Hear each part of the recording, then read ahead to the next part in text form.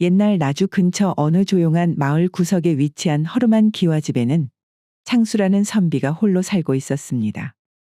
창수는 올해로 마흔을 바라보는 나이에 한때는 이 지역에서 알아주는 명문가의 자제였으나 집안 어르신들이 하나둘씩 세상을 떠나고 홀로 남아 가세가 기우는 가운데에서도 과거 시험에 미련을 버리지 못한 채 장가도 들지 않고 매일같이 그저 책을 들여다보는 신세였지요. 이제 집안에 남은 재산도 거의 다 떨어진 것이 올해 가을 시험이 내 인생에서 마지막 과거 시험이 되겠구만. 마지막. 이제 여기에서 또 떨어지면 내 이 마을에서는 훈장 노릇을 할 수도 없는 노릇이고 참말로 조상님들 볼 면목이 없게 되는구만.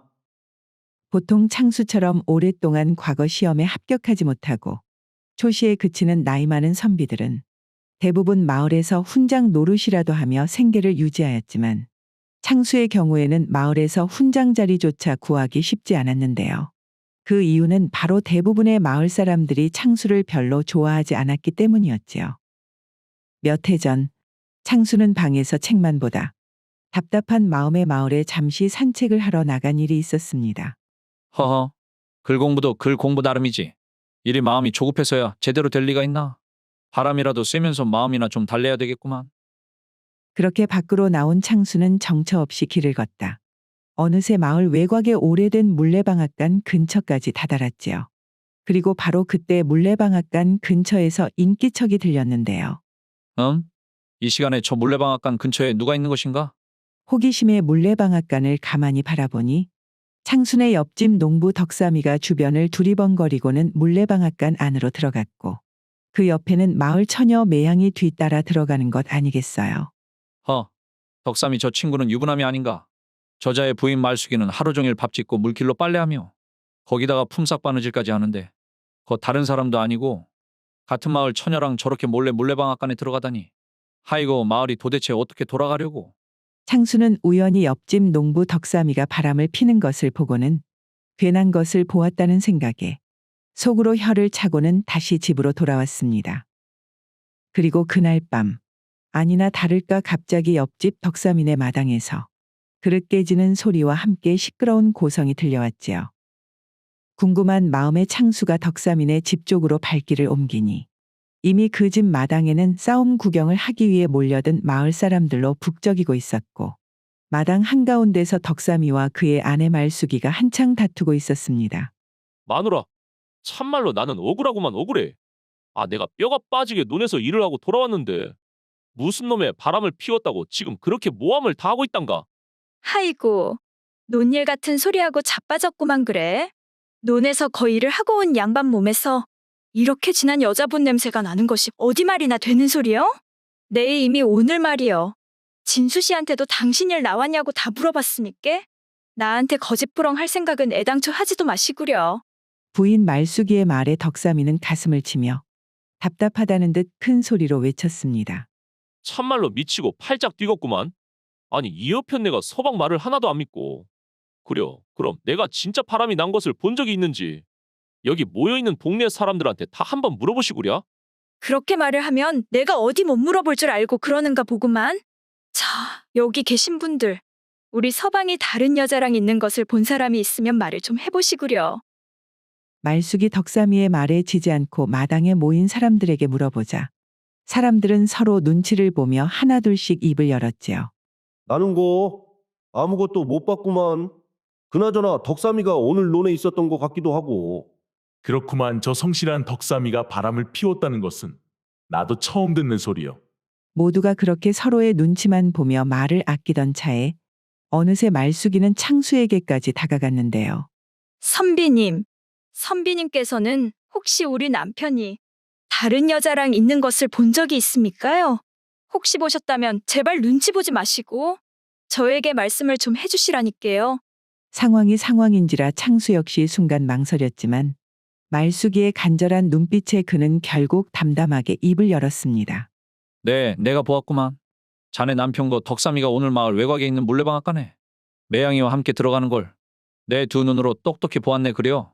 창수의 말이 끝나자마자 말숙이는 이럴 줄 알았다며 두 눈에서 닭똥 같은 눈물이 뚝뚝 떨어졌고 덕삼이는 화가 머리끝까지 난 채로 씩씩거리며 창수에게 다가왔지요. 아니 선비님 그것을 어찌 보았는지는 모르겠는디 굳이 그걸 꼭 말을 해야겠습니까? 아 그냥 못 본 척 넘어가면 어디 덧나기라도 하냐 이 말이오. 나도 그렇게 좋게 좋게 넘어가고 싶네만. 아, 선비란 자가 어디 바른 말을 숨기고 거짓을 입에 담는단 말이오. 아무리 작은 일이라도 진실을 외면하면 그것은 이미 선비의 길에서 벗어난 것이 아니겠소. 덕삼이는 창수의 덤덤한 표정에 더욱더 화가 치밀어 올랐습니다. 무엇이라고라? 하이고 그렇게 고지식하니 아무리 글 공부를 많이 해도 이 동네에서 훈장 자리 하나 얻지 못하는 것이지.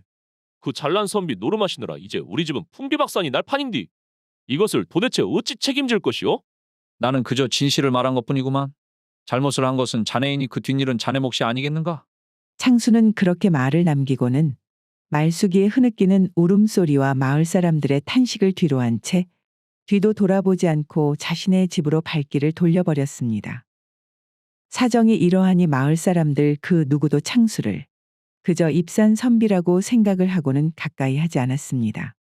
행여 마을에서 그가 보이면 사람들은 일제히 입을 다물고는 누구 하나 그에게 인사를 건네는 일 없이 그저 등 뒤에서 수군거리기 바빴지요. 아이고 또 온다 저 양반. 그 입 한 번 놀려서 덕삼이 집안이 아주 박살이 났다고 안 그러는가? 그거 참말로 무섭구만 그래. 아무리 바른 말을 한다지만 꼭 그렇게 남의 집안을 뒤집어 놔야 직성이 풀리는가 모르겠구만. 거 선비 타령만 하지 말고 사람 사는 이치도 좀 알아야지. 저 양반이 글만 읽었지 세상 돌아가는 것을 몰라 그러는 것 아니겠는가? 그러니까 저 나이 먹도록 장가도 못 가고 혼자 살아가는 것이지. 아무리 양반 가문이 좋다고는 하지만 누가 저런 꽉 막힌 사람에게 시집을 가겠는가? 거 혼자 죽었으면 죽었지.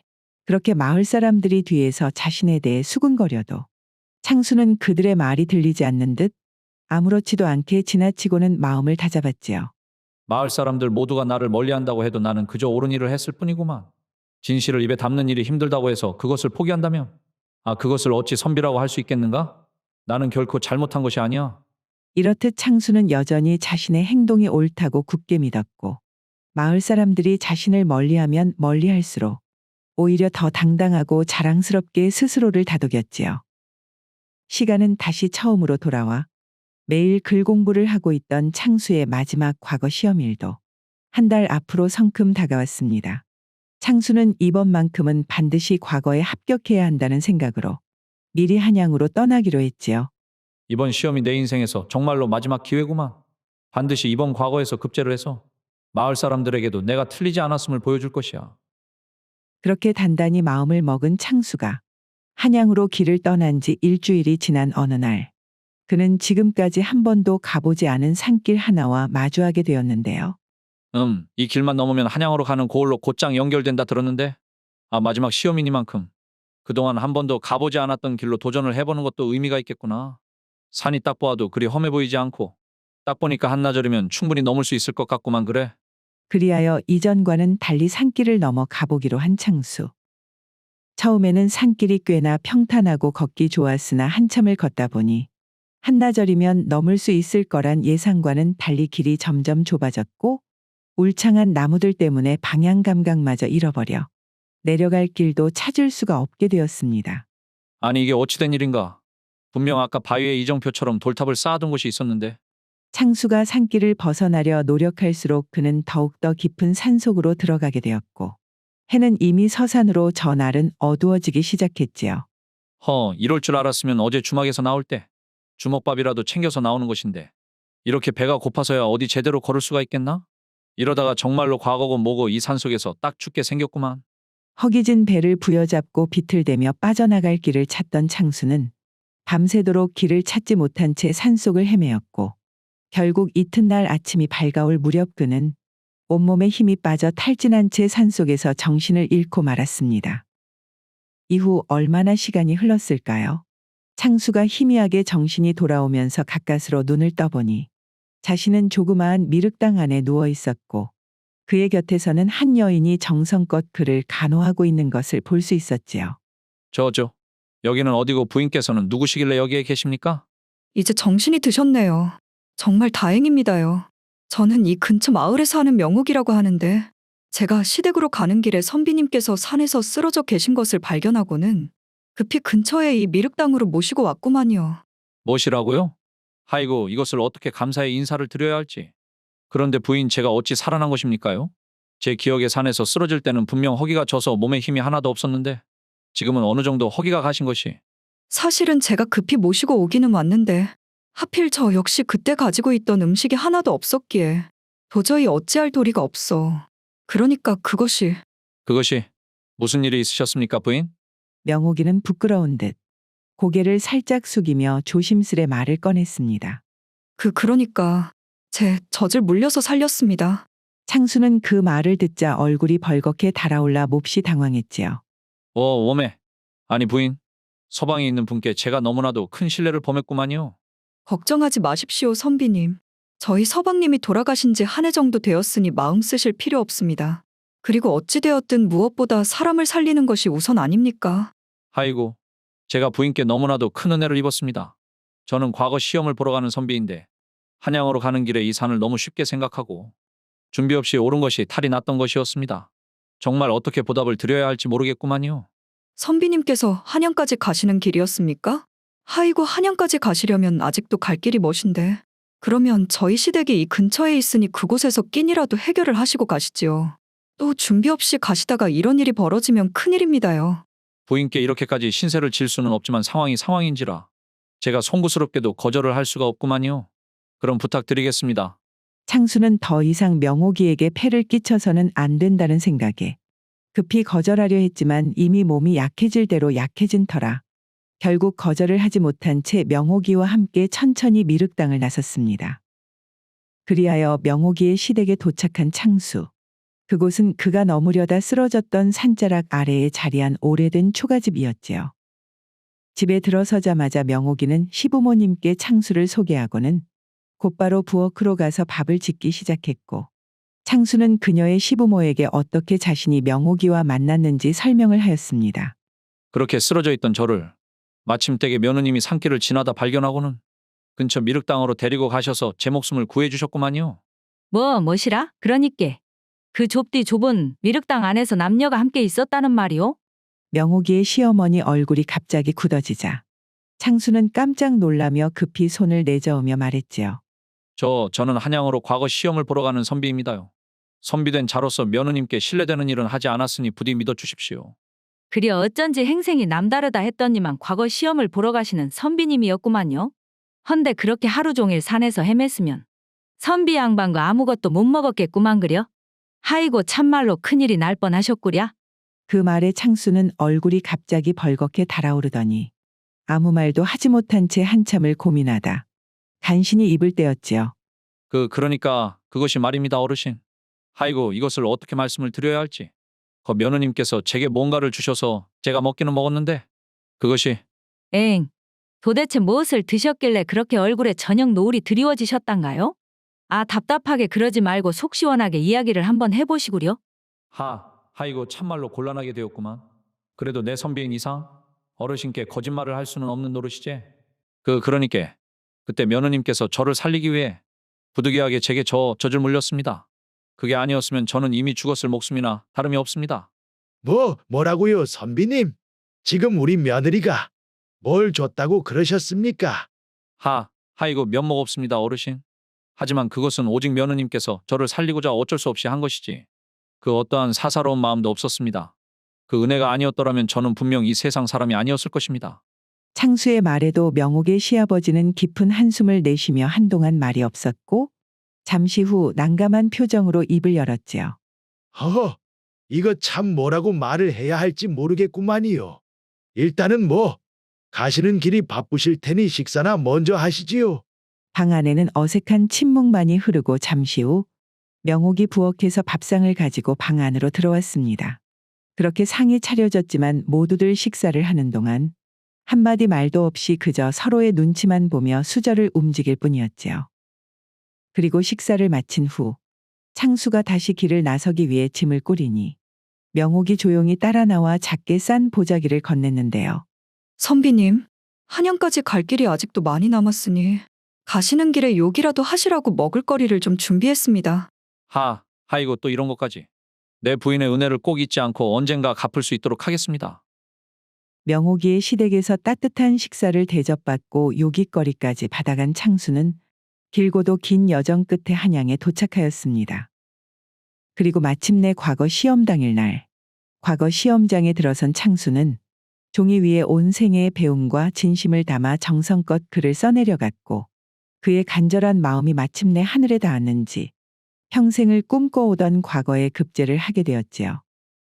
그렇게 평생의 소원이었던 과거의 급제를 하고 다시 한양에서 고향으로 발길을 옮기는 창수의 머릿속에 가장 먼저 스쳐간 얼굴이 하나 있었으니 그 사람은 바로 산중에서 자신을 살려준 여인 명옥이었습니다. 그래요? 그녀의 도움이 없었다면?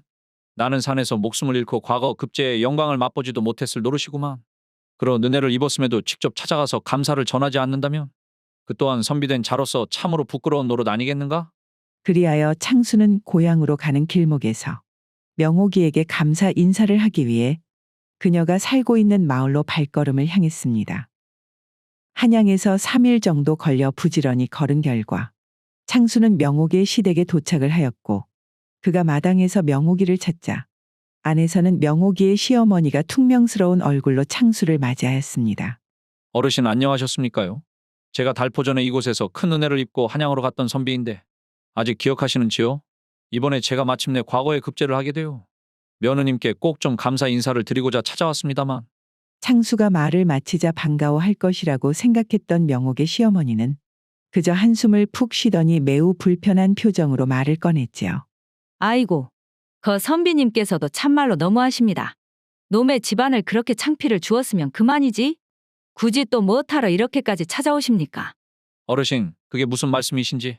저는 오로지 감사 인사를 드리고 싶어 찾아왔을 뿐입니다. 혹시 며느님께 무슨 일이 있었습니까? 무슨 일은 무슨 일이겠습니까? 지 서방이 세상을 뜬 지 얼마나 되었다고. 다른 남자한테 몸을 허락하는 그런 가벼운 아이를 우리가 어떻게 며느리로 계속 데리고 있겠습니까? 참말로 동네 창피해서 선비님께서 한양으로 떠나신 뒤 내 당장 내쫓아버렸습니다. 뭐라고요? 어르신? 도대체 어찌 그런 말씀을 하십니까? 부인께서는 단지 저를 살리기 위해 어쩔 수 없이 한 일인데 그게 어찌 가벼운 행동이라고 할 수 있단 말입니까? 선비님이야말로 참말로 순진한 양반이시구만요. 아무리 사람을 살린다고 해도 남들 눈이 있는 법이지. 어찌되었든 그 아이는 이제 우리 집안 사람이 아닙니다. 부디 이제 그만 돌아가 주십시오. 그 말과 함께 명옥이의 시어머니는 방으로 들어가 버렸고, 창수는 초가집 마당에 서서 한참 동안 발걸음을 옮기지 못한 채 그저 멍하니 서 있을 뿐이었습니다. 명옥의 집에서 나온 창수는 곧장 마을 장터로 가서 사람들을 붙잡고 명옥의 행방을 물었습니다만 돌아오는 답은 하나같이 모른다고 할 뿐이었지요. 그렇게 한참을 마을 이곳저곳을 다니며 명옥의 행방을 묻던 창수에게 장터 구석에서 약초를 팔던 마을 아낙 하나가 손짓을 하더니 선비님, 혹시 지금 명옥이를 찾고 계십니까요? 예, 맞습니다요. 제가 그녀에게 은혜를 입은 일이 있었는데 부디 그녀의 행방을 아시면 꼭 좀 알려주셨으면 좋겠습니다요.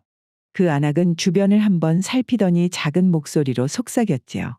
하이고, 선비님이 명옥이가 말하던 그 선비님인가 보구만요. 그 불쌍한 아이가 시댁에서 쫓겨나고 나서 차마 친정에도 돌아가지를 못한 채 지금은 저 고개 너머에 사는 친구 집에서 잠시 지내고 있다더이다.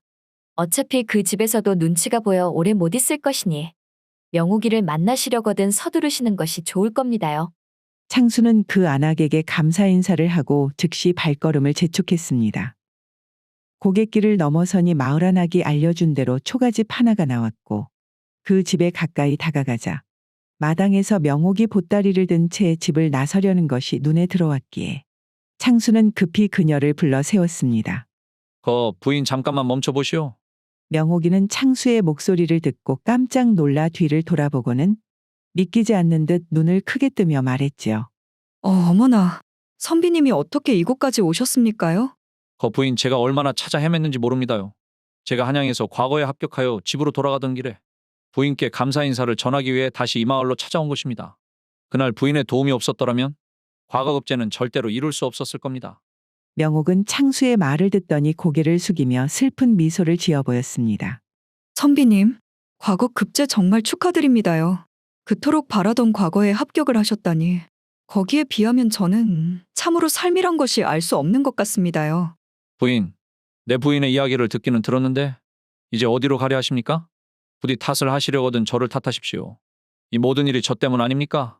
저는 그저 길에 쓰러져 있는 사람을 살리고자 했을 뿐인데 그 일이 이렇게 돌아온 것을 보고 하늘의 버림을 받은 것 같은 기분에 속세를 떠나 절로 들어갈 참이었습니다. 나는 그저 선비로서 거짓을 말할 수 없어 진실을 말한 것인데 내 신념을 지키기 위해 한 행동 때문에 당신이 처한 상황을 돌아보니 세상을 좁게만 보고 있는 것은 참말로 나였구나 하는 생각이 태어나서 처음으로 드는구만요. 창수는 아무 말도 하지 않은 채 그저 조용히 고개를 숙이고 있는 명옥이를 보자 더욱더 강한 책임감이 느껴져 자신도 믿지 못할 말을 꺼내었습니다. 부인, 이 모든 것이 제 책임이니 절로 가겠다는 생각은 버리시고 제가 부인의 삶을 책임지도록 허락해 주십시오. 선비님, 지금 무슨 말씀을 하시는 겁니까? 시댁에서도 쫓겨나 갈곳 없는 그런 처지에 있는 제가 어찌 선비님의 부인이 되겠습니까요? 아, 그러니까 그것이 우리 사이가 참 의도치 않게 남녀간의 정을 쌓는 순서가 바뀌긴 했지만서도 그 한번 당신의 마음으로 내 입을 채워 살려주었듯 이제는 내가 당신을 지켜야 하는 것이 도리지 않겠습니까? 명옥이는 창수의 말을 듣고 얼굴이 붉게 달아오르며 당황했지요. 선비님, 그래도 그것과 이것은 다르지 않습니까요? 거부인, 아니 명옥 씨, 생각해보면 다를 것이 하나도 없구만요. 내가 깊은 산속에서 길을 잃고 헤매다 당신을 만나 길을 찾게 되었듯이 이제 당신이 삶에서 길을 잃고 헤매고 있으니 이번에는 내가 당연히 사람된 도리로 당신의 길이 되어드리는 것뿐입니다. 다른 것은 몰라도 내 이제 과거에도 합격은 했으니 절대로 밥은 굶기지 않게 하겠습니다. 창수의 진심 어린 목소리에 명옥이의 굳게 닫혔던 마음이 서서히 열리기 시작했고 굳었던 그녀의 표정 역시 점점 부드러워졌지요. 아이고, 내 선비님을 구해준 대가로 시댁에서 쫓겨났다가 또 거기에서 난데없이 서방을 얻게 된 꼴이 되었으니 이전에도 말했지만 참으로 삶이란 무슨 일이 일어날지 알 수 없는 것 같구만요. 그리하여 창수는 명옥이를 부인으로 맞아들이게 되었습니다. 마을 사람들은 갑자기 명옥이를 부인으로 맞은 창수를 보며 뒤에서 수군거리기도 했습니다만 창수는 그런 말에 흔들리지 않았고 오히려 명옥이의 배려와 내조 덕분에 지난 날을 반성하며 이제는 자신의 말과 행동이 다른 이들에게 어떤 영향을 미칠지 먼저 생각할 줄 아는 넓은 시야를 가진 선비가 되었지요. 이후 창수는 늦은 나이지만 관직에 들어서도 사람들의 말을 귀 기울여 듣고 이해하려고 노력했으니 그 노력은 마침내 사람들에게 인정을 받아 두루두루 처신을 잘하는 현명한 관리라며 오랫동안 칭송을 받게 되었다고 합니다.